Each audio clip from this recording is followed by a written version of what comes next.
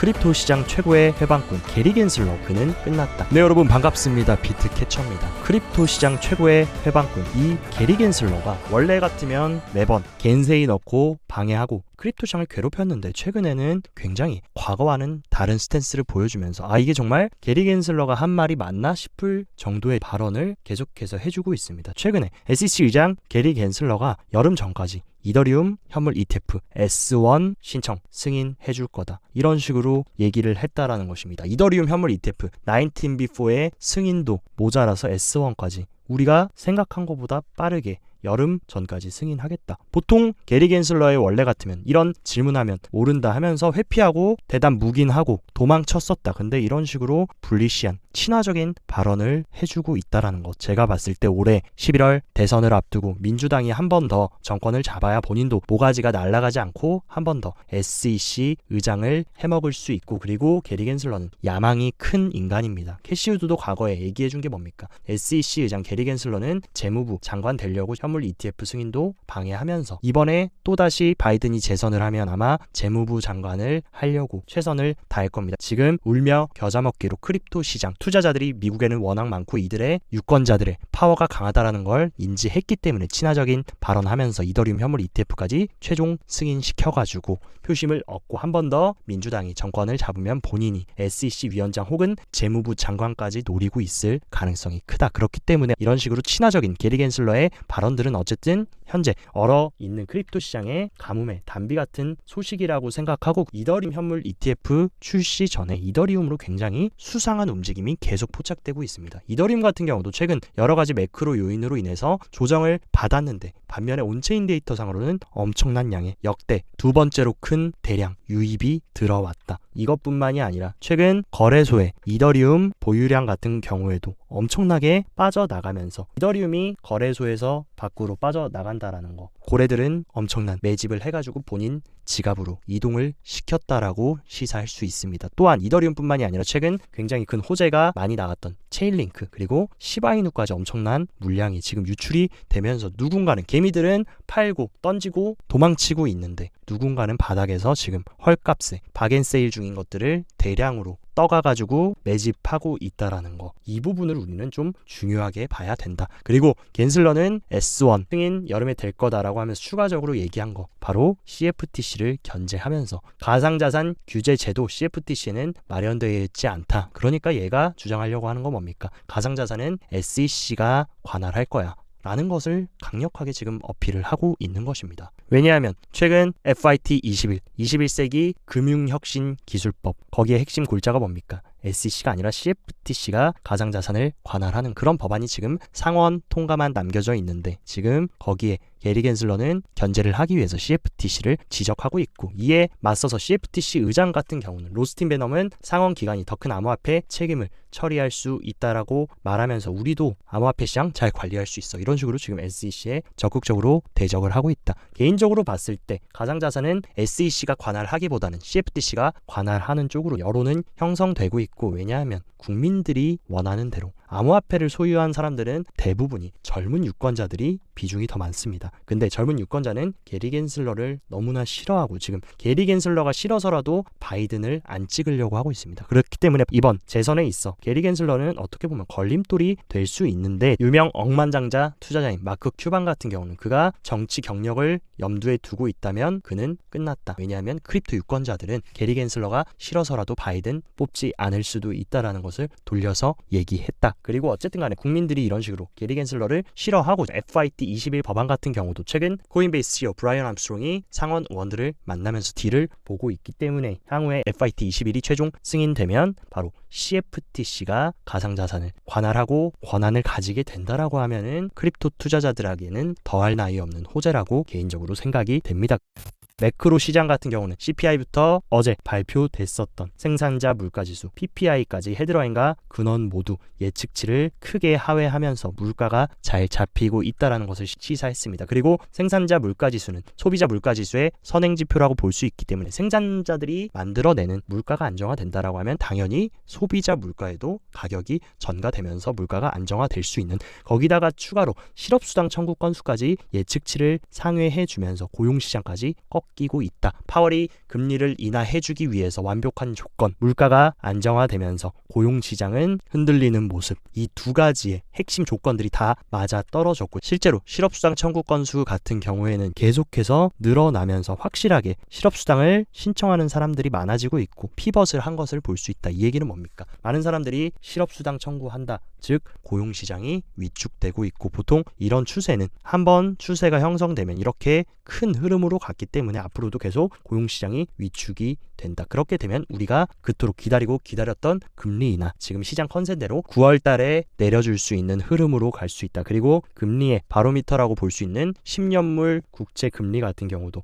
전 저점까지 하방으로 이탈하면서 계속해서 금리 추이도 잡히고 있다라는 거, 이런 것들이 그대로 이제 반영된다라고 하면 금리 인하도 결국에 시간 문제로 흘러갈 수 있다. 어쨌든 지금까지 크립토 시장에 발목을 잡았던 매크로의 불확실성까지 투자자들에게 유리하게끔 웃어주고 있는 상황이고, 그리고 우리의 세일러 형님 같은 경우는 비트코인 조금이라도 조정받고 빠졌을 때 또다시 스트래티지 전환사채까지 발행해가지고 또 비트코인 DCA 하려고 준비를 하고 있습니다. 이런 식으로 세일러 형님처럼 비가 오나 눈이 오나 가격이 떨어질 때마다 사채까지 해가지고 DCA 하는 이런 확실한 본인의 확신과 믿음이 있어야지 세일러 형처럼 어마어마한 천문학적인 돈을 비트코인 투자로 벌 수 있는 것이고, 실제로 또 전통 금융기관이자 미국의 2위 은행인 뱅크 오브 아메리카 같은 경우도 크립토 시장에 굉장히 친화적인 발언을 이번 보고서에서 해줬습니다. 투자 시대 정신을 형성하는 트렌드를 보여주는 49가지 지도에서 암호화폐는 더 이상 정부 통화 및 금융기관에 대한 신뢰 상실에 대한 단순한 투기적 해지 수단이 아니다. 암호화폐는 합법적인 파괴자. 얼마나 이 암호화폐 시장이 파괴력 있고 혁신 자산이 될지 전통 월가의 금융기관들도 지금 인정을 하고 있는 모습입니다. 그리고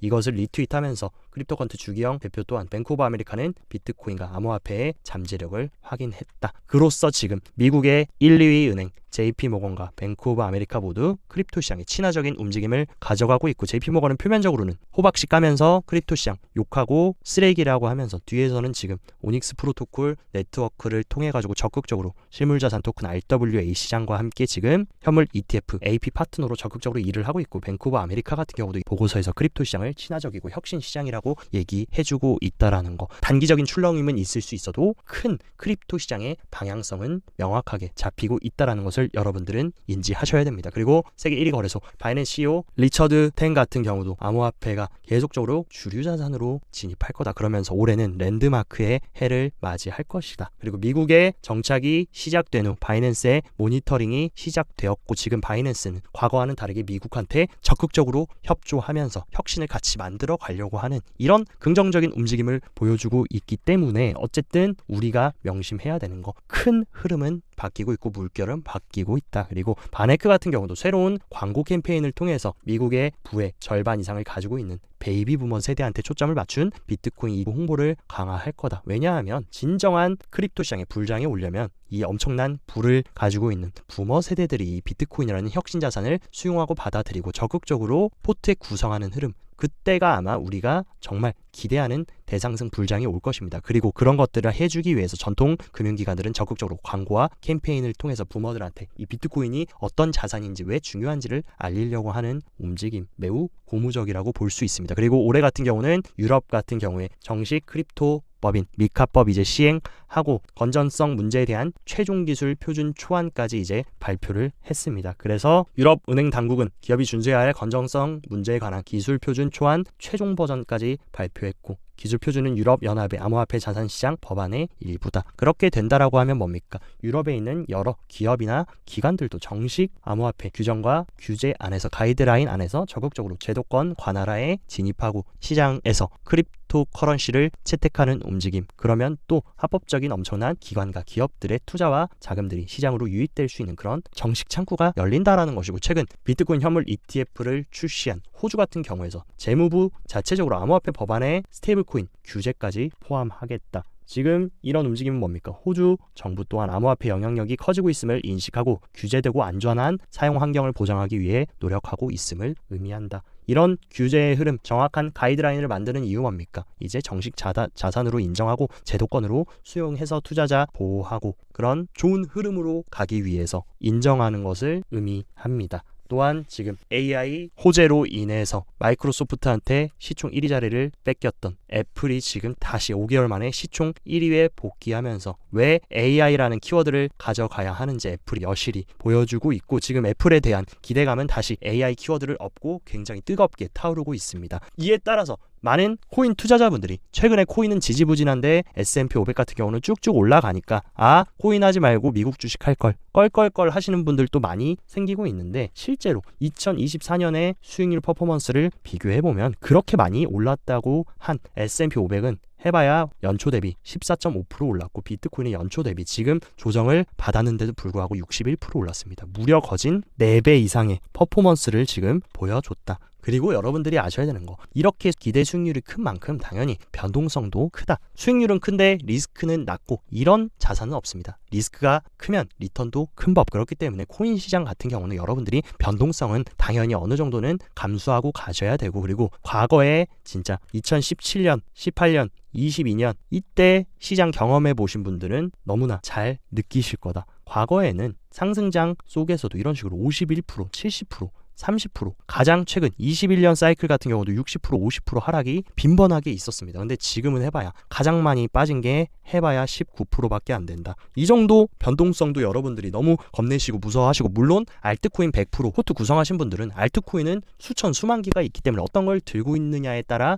당연히 큰 리스크를 가져갈 수 있는데, 비트코인 기준으로는 이 정도 빠졌다고 여러분들이 시즌 종료다, 게임 끝났다라고 하기에는 사실 조정은 과거에 비하면 빠진 것도 아닙니다. 저는 개인적으로 이때 17년 사이클, 21년 사이클을 경험해본 입장으로서 이 정도 조정은 간지러운 수준이다. 근데 아무래도 이번에 신규로 시장에 뛰어드신 분들이 많기 때문에 여러분들이 큰 리턴을 먹으려면 어느 정도의 변동성은 감안하셔야 된다라는 것을 다시 한번 말씀을 드리고 싶습니다.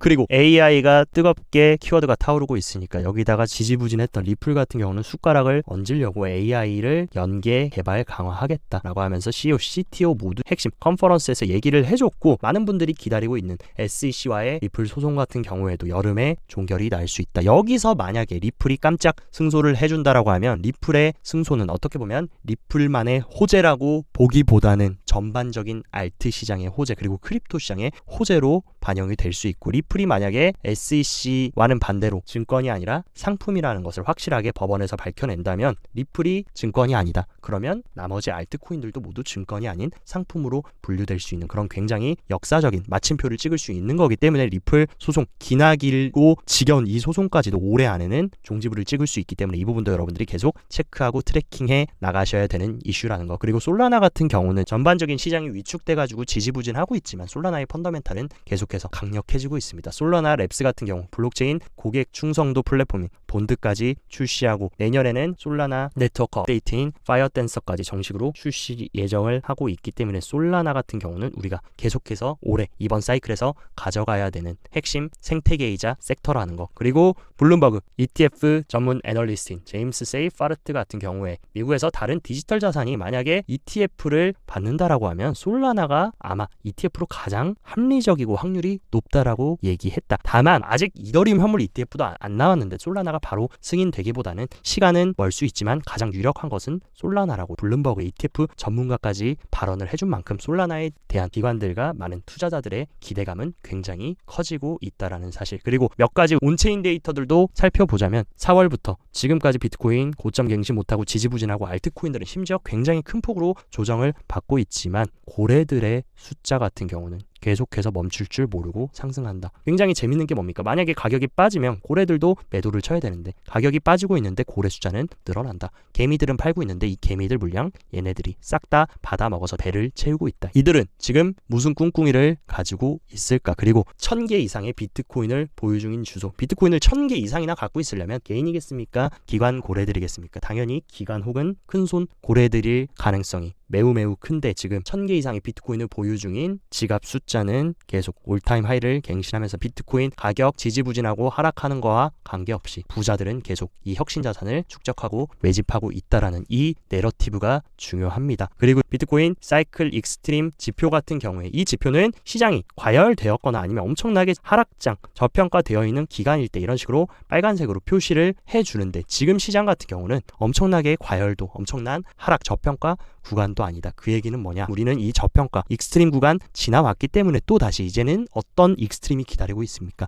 고평가된 익스트림 구간이 우리를 기다리고 있고 아직은 본격적인 익스트림이 시작되지도 않았다. 그리고 언제나 시장 사이클 최고점 구간은 이 익스트림 지표가 빨간색 구간을 만들어줬기 때문에 우리는 물론 많이 상승한 것은 맞지만 지금까지 온 것만큼 한 번 더 진정한 상승 사이클이 하반기든 내년이든 언젠가 기다리고 있다는 것을 의미합니다. 그리고 단기적으로는 여러분들이 많이 지치고 힘들 수 있지만 리저브 리스크 지표를 본다라고 하면 우리는 아직 상승장 절반밖에 안 왔다는 걸 볼 수 있습니다. 언제나 시장의 고점 구간에서는 이 리저브 리스크 지표가 확실하게 이 빨간색 구간을 터치를 해주면서 돌파를 해줬던 흐름을 보여줍니다. 근데 지금 같은 경우에 이 리저브 리스크가 아직 초록색 구간밖에 안 왔고 적어도 17년 사이클 그리고 21년 사이클 수치까지 가려면 지금 온 것만큼 한 번 더 가야 된다라는 사실. 어쨌든 많이 오른 것은 맞다. 하지만 여기서 이제 시즌 종료되고 다시 하락장 온다. 이 개념보다는 지금 어쨌든 풀이불장 왔고 이제 올해 반감기 됐지 않습니까?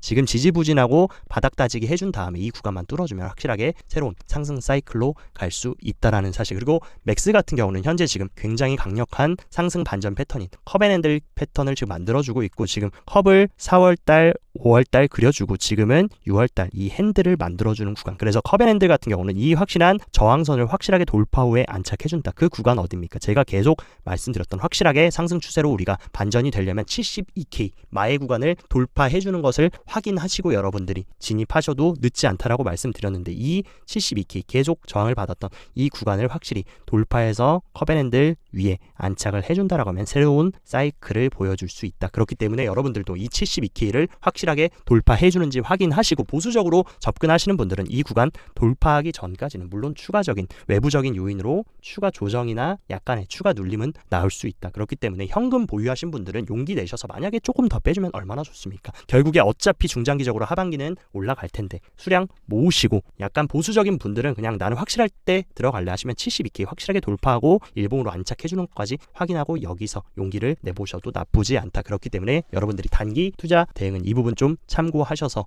대응하셨으면 좋겠습니다. 오늘 영상도 시청 진심으로 감사드리고 영상 도움되셨다 하시면 좋아요 구독 눌러주시고 더 자세한 투자 전략 궁금하다 하시면 영상 하단 고정 댓글에 제가 운영하는 텔레그램 정보방 활짝 열어놨으니까 이쪽 정보 잘 활용하셔서 성공적인 투자 계속 이어나가셨으면 좋겠습니다. 오늘도 시청 진심으로 감사드리고 여기까지 비트캐쳐였습니다.